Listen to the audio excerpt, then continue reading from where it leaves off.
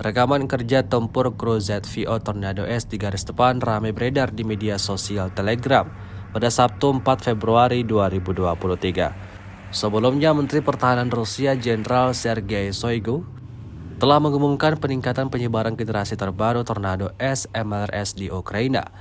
Tornado S adalah generasi terbaru sistem peluncur roket multilaras buatan Rusia yang mampu menembakkan roket berpemandu pada jarak tembak maksimal 120 km.